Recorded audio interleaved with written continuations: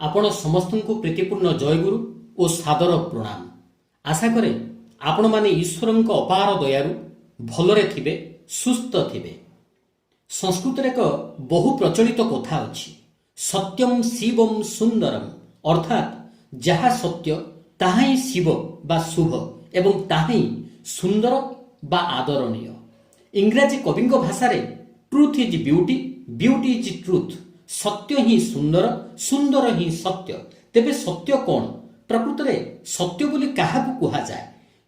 ମିଥ୍ୟା କିପରି ସ୍ଥଳ ବିଶେଷରେ ସତ୍ୟର ଫଳ ଦେଇଥାଏ, ତାହା ହିଁ ଆଜିର ଆଲୋଚନାର ବିଷୟବସ୍ତୁ। ଏହି ଭିଡ଼ିଓଟିରେ ଦୁଇଟି ସୁନ୍ଦର ଦୃଷ୍ଟାନ୍ତ ମଧ୍ୟ ରହିଛି, ଯାହାକୁ ଶୁଣିବା ପରେ ପ୍ରତ୍ୟେକଙ୍କର ସତ୍ୟ ଓ ମିଥ୍ୟାକୁ ନେଇ ଥିବା ଧାରଣା ସମ୍ପୂର୍ଣ୍ଣ ବଦଳିଯିବ। ପ୍ରକୃତ ସତ୍ୟ କାହାକୁ କହନ୍ତି ଜାଣିବା ସମ୍ଭବ ହୋଇପାରିବ। ଆପଣମାନେ ଭିଡ଼ିଓଟିକୁ ଶେଷ ପର୍ଯ୍ୟନ୍ତ ଦେଖନ୍ତୁ। ସତ୍ୟ ହେଉଛି ଜୀବନର ମୌଳିକ ବିଧାନ। ତାହା ବିନା ଜୀବଜଗତ ତିଷ୍ଠି ପାରିବ ନାହିଁ। ଏହାର ଅସ୍ତିତ୍ୱ ଉପରେ ସମଗ୍ର ଜଗତର ବିଦ୍ୟମାନତା ନିର୍ଭର କରେ। ଏହା ହେଉଛି ଭଗବତ ସାମ୍ରାଜ୍ୟର ଦ୍ୱାରପଥ। ମହାଭାରତରେ ଅଛି, ନାସ୍ତି ସତ୍ୟ ସମଂ ତପଃ, ଅର୍ଥାତ୍ ସତ୍ୟ ଭଳି ଆଉ ତପସ୍ୟା ନାହିଁ। ସତ୍ୟ ପାଳନର ଅନେକ ଦୃଷ୍ଟାନ୍ତ ଅଛି। ପିତୃସତ୍ୟ ପାଳନ କରିବାକୁ ଯାଇ ଶ୍ରୀରାମଚନ୍ଦ୍ର 14 ବର୍ଷ ବନବାସ କରିଥିଲେ।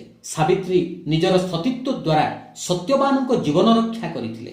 ରାଜା ହରିଶ୍ଚନ୍ଦ୍ର ସତ୍ୟ ପ୍ରତିଷ୍ଠା କରିବାକୁ ଯାଇ ନିଜର ରାଜ୍ୟ, ପରିବାର ଓ ସର୍ବସ୍ୱ ତ୍ୟାଗ କରିଥିଲେ। କୁହାଯାଏ, ସତ୍ୟମେବ ଜୟତେ, ଏକମାତ୍ର ସତ୍ୟରେ ହିଁ ଜୟ ହୁଏ। ସତ୍ଯୁକ୍ତ ବାକ୍ୟ, କର୍ମ, ଆଚରଣ ସବୁ ବାଧାବିଘ୍ନକୁ ଏଡ଼ାଇ ଜୀବନକୁ ଆନନ୍ଦମୟ ଅବସ୍ଥାରେ ରଖେ।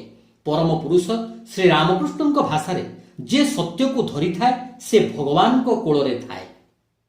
ପରମ ପ୍ରେମମୟ ଶ୍ରୀ ଶ୍ରୀ ଠାକୁର ଅନୁକୂଳ ଚନ୍ଦ୍ର ମଧ୍ୟ ଘୋଷଣା କରିଛନ୍ତି, ଅସତ ପରିହାର କର, ସତରେ ଆସ୍ଥାବାନ ହୁଅ, ତ୍ରାଣ ପାଇବ।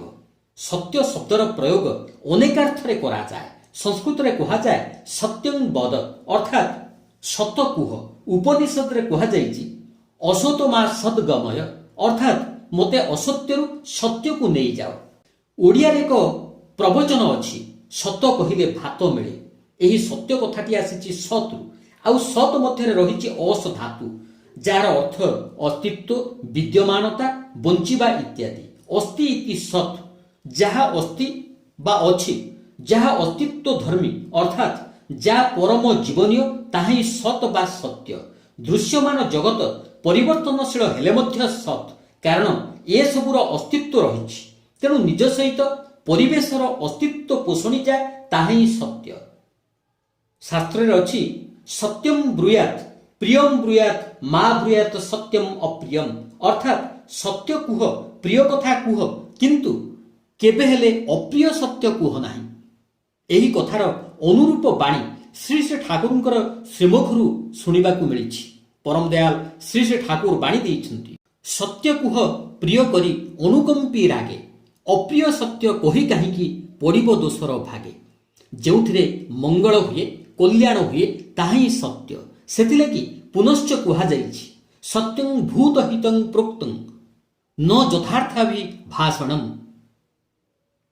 ସତ୍ୟ କହିବା ଦ୍ୱାରା ଯଦି କାହାରି ପ୍ରାଣ ଯାଏ, ତେବେ ଏପରି ସତ୍ୟ ଅସତ୍ୟ ହୋଇଯାଏ। ପୁଣି ମିଥ୍ୟା କହିବା ଦ୍ୱାରା ଯଦି କାହାରି ଜୀବନ ରକ୍ଷା ହୁଏ, ତେବେ ଏପରି ମିଥ୍ୟା ମଧ୍ୟ ସତ୍ୟର ଫଳ ଦେଇଥାଏ।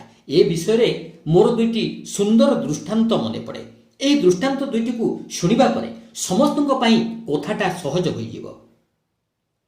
ଜଙ୍ଗଲ ରାସ୍ତାରେ ଜଣେ ଲୋକଙ୍କୁ ଦଳେ ଡାକୁ ଗୋଡ଼ାଉଛନ୍ତି। ଲୋକଟି ଏଣେ ତେଣେ ଦୌଡ଼ୁ ଦୌଡ଼ୁ କୌଣସି ତ୍ରିଛକି ଜାଗାରେ ଥିବା ଜଣେ ତପସ୍ୱୀଙ୍କର କୁଡ଼ିଆ ଦେଇ ଚାଲିଗଲା। ଡାକୁ ଦଳ ମଧ୍ୟ ସେହି ରାସ୍ତାରେ ଆସି ତପସ୍ୱୀଙ୍କୁ ପଚାରିଲେ, ଆପଣ ଏହି ରାସ୍ତାରେ ଗୋଟିଏ ଲୋକ ଦୌଡ଼ି ଯିବାର ଦେଖିଛନ୍ତି? ତପସ୍ୱୀ ମୌନ ଥାଇ ବିପରୀତ ଦିଗକୁ ଇସାରା କରି କହିଲେ, ସେ ଏହି ରାସ୍ତା ଦେଇ ପଳାଇଲା। ଡାକୁ ଦଳ ସେହି ରାସ୍ତା ଦେଇ ଗଲେ, କିନ୍ତୁ ସେ ରାସ୍ତାରେ ଲୋକଟି ଯାଇନଥିଲା। ତପସ୍ୱୀ ଜାଣିଶୁଣି ଲୋକଟିକୁ ବଞ୍ଚାଇବା ପାଇଁ ଡାକୁ ଦଳକୁ ବିପରୀତ ଦିଗକୁ ଇସାରା କରିଥିଲେ, ସତକୁ ବଦଳାଇ କହିଥିଲେ। ଅନ୍ୟ ଦୃଷ୍ଟାନ୍ତଟି ଏହିପରି। ଥରେ ଜଣେ ଧନପତି ବନାରସର ରାସ୍ତାରେ ଯାଉ ଯାଉ ଦେଖିଲେ, ଗୋଟିଏ ସ୍ଥାନରେ ଦୁଇଜଣ ସ୍ତ୍ରୀ ଲୋକ ଖୁବ୍ ଜୋରରେ କଳି କରୁଛନ୍ତି। ଧନପତି ସେମାନଙ୍କ ନିକଟକୁ ଗଲେ। ସ୍ତ୍ରୀ ଲୋକ ଦୁଇ ଜଣ ଯାକ ତାଙ୍କର ପରିଚୟ ଦେଲେ। ସେମାନେ ହେଉଛନ୍ତି ଦୁଇ ଭଉଣୀ, ଜଣେ ଧନଲକ୍ଷ୍ମୀ, ଜଣେ ଦରିଦ୍ର ଲକ୍ଷ୍ମୀ। ତାଙ୍କର କଳିର କାରଣ ହେଲା ତାଙ୍କ ଭିତରେ କିଏ ଅଧିକ ସୁନ୍ଦର।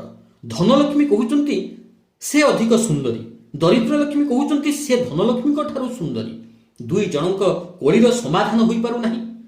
ଦୁଇ ସୌତୁଣୀ ଯାକ ଧନପତିଙ୍କୁ ଅନୁରୋଧ କଲେ, ଆମ କଳିର ସମାଧାନ କରିଦିଅ, ଆମ ଭିତରେ କିଏ ଅଧିକ ସୁନ୍ଦରୀ କହିଦିଅ। ଏ କଥା ଶୁଣି ବିଚରା ଧନପତି ଅଡୁଆରେ ପଡ଼ିଲେ। ସେ ଯଦି ଧନଲକ୍ଷ୍ମୀଙ୍କୁ ଅଧିକ ସୁନ୍ଦର ବୋଲି କହିବେ ତେବେ ଦରିଦ୍ର ଲକ୍ଷ୍ମୀ ତାଙ୍କୁ ଅଭିଶାପ ଦେଇପାରନ୍ତି। ଯଦି ଦରିଦ୍ର ଲକ୍ଷ୍ମୀଙ୍କୁ ଅଧିକ ସୁନ୍ଦର ବୋଲି କହିବେ ତେବେ ଧନଲକ୍ଷ୍ମୀ ତାଙ୍କୁ ଛାଡ଼ି ଚାଲିଯିବେ। ଏ ବିବାଦରୁ ରକ୍ଷା ପାଇବା ପାଇଁ ସେ ଗୋଟିଏ ଉପାୟ ଚିନ୍ତା କଲେ। ଦୁଇ ଭଉଣୀଙ୍କୁ କିଛି ବାଟ ଆଗକୁ ଚାଲିଯିବା ପାଇଁ କହିଲେ। ସେମାନେ କିଛି ବାଟ ଯିବା ପରେ ପୁଣି ତାଙ୍କ ନିକଟକୁ ଫେରି ଆସିବାକୁ କହିଲେ। ଦୁଇ ଭଉଣୀ ଯାକ ଧନପତିଙ୍କ ନିର୍ଦ୍ଦେଶ ମାନି ଆସି ପାଖରେ ଛିଡ଼ା ହେଲେ। ଏଥର ଧନପତି ତାଙ୍କର ମନ୍ତବ୍ୟ ପ୍ରକାଶ କରି କହିଲେ, ଧନଲକ୍ଷ୍ମୀ ମୋ ଆଡ଼କୁ ଆସିଲା ବେଳେ ଅଧିକ ସୁନ୍ଦର ଦେଖାଯାଉଛନ୍ତି, ଦରିଦ୍ର ଲକ୍ଷ୍ମୀ ମୋ ଠାରୁ ଦୂରକୁ ଚାଲିଗଲା ବେଳେ ଅଧିକ ସୁନ୍ଦର ଦିଶୁଛନ୍ତି। ତେଣୁ କିଏ ଅଧିକ ସୁନ୍ଦର ମୁଁ କିପରି କହିବି? ଦଣ୍ଡରୁ ରକ୍ଷା ପାଇବା ପାଇଁ ଏହା ଧନପତି ଜଣଙ୍କର ଗୋଟିଏ ଚତୁର ଉତ୍ତର। ଅବଶ୍ୟ ଲୋକଙ୍କୁ ଖୁସି କରିବା ପାଇଁ ଭୟରେ କିମ୍ବା ଲୋଭରେ ସତକୁ ବଦଳାଇ କହିବା ଠିକ୍ ନୁହେଁ, କିନ୍ତୁ ନିଜର ତଥା ଅନ୍ୟର ଅସ୍ତିତ୍ୱ ବଜାୟ ରଖିବା ପାଇଁ ଏପରି ମିଥ୍ୟା ମଧ୍ୟ ଆମକୁ ସତ୍ୟର ଫଳ ଦେଇଥାଏ, ପୁଣ୍ୟର ଫଳ ଦେଇଥାଏ। ସୁତରାଂ କେବଳ ଯଥାର୍ଥ କଥାକୁ ସତ୍ୟ ବୋଲି କୁହାଯିବା ଠିକ୍ ନୁହେଁ, ଯଦି ତାହା ସର୍ବାଦୌ ହିତକର ନ ହୁଏ। ଶ୍ରୀ ଶ୍ରୀ ଠାକୁର ଏହି ପ୍ରସଙ୍ଗରେ କହିଛନ୍ତି, ଭଲ ମଧ୍ୟ ଭଲ ନୁହେଁ ଯଦି ତା ଇଷ୍ଟଙ୍କ ଠାରେ ନିବେଦିତ ନ ହୁଏ, ଇଷ୍ଟ ସେବାରେ ଲାଗି ସାର୍ଥକ ନ ହୁଏ। ଆଉ ମନ୍ଦ ମଧ୍ୟ ମହାମଙ୍ଗଳକର ହୋଇପାରେ ଯଦି ତା ଆତ୍ମସ୍ୱାର୍ଥ ଶୂନ୍ୟ ହୋଇ ଇଷ୍ଟ ସ୍ୱାର୍ଥେ ନିୟୋଜିତ ହୁଏ। ହନୁମାନ ଲଙ୍କା ଦହନ, ରାବଣର ମୃତ୍ୟୁବାଣ ହରଣ ଇତ୍ୟାଦି କେତେ ତଥାକଥିତ ଅପକର୍ମ କରିଛନ୍ତି ତାଙ୍କ ପ୍ରଭୁ ଲୋକାଭିରାମ ଶ୍ରୀରାମଚନ୍ଦ୍ରଙ୍କ ପାଇଁ, କିନ୍ତୁ ହନୁମାନଙ୍କ ପରି ବୀରଭକ୍ତ କେତେଜଣ ମିଳନ୍ତି? ଶେଷରେ ଯୁଗପୁରୁଷୋତ୍ତମ ଶ୍ରୀ ଶ୍ରୀ ଠାକୁରଙ୍କର ଶ୍ରୀମୁଖ ନିଃସୃତ ପ୍ରାସଙ୍ଗିକ ବାଣୀ କହି ମୋର ଆଲୋଚନା ସାରିବି। ସତ୍ୟ କିନ୍ତୁ ତାକୁ ହିଁ କହେ ମଙ୍ଗଳ ଯେଉଁଥିରେ ହୁଏ, କ୍ଷତିପ୍ରସୂ ଏପରି ସତ୍ୟ, ସତ୍ୟ କିନ୍ତୁ ନୁହେଁ। ଆଶା କରୁଛି ଏହି ଭିଡ଼ିଓଟି ଆପଣମାନଙ୍କୁ ଭଲ ଲାଗିଥିବ। ଭଲ ଲାଗିଥିଲେ ଭିଡ଼ିଓଟିକୁ ଲାଇକ୍ କରନ୍ତୁ, କମେଣ୍ଟ ଦିଅନ୍ତୁ। ଏହିପରି ସୁନ୍ଦର ସୁନ୍ଦର ଭିଡ଼ିଓ ଦେଖିବା ପାଇଁ ଚ୍ୟାନେଲଟିକୁ ସବସ୍କ୍ରାଇବ୍ କରି ନିକଟରେ ଥିବା ବେଲ୍ ଆଇକନଟିକୁ କ୍ଲିକ୍ କରନ୍ତୁ।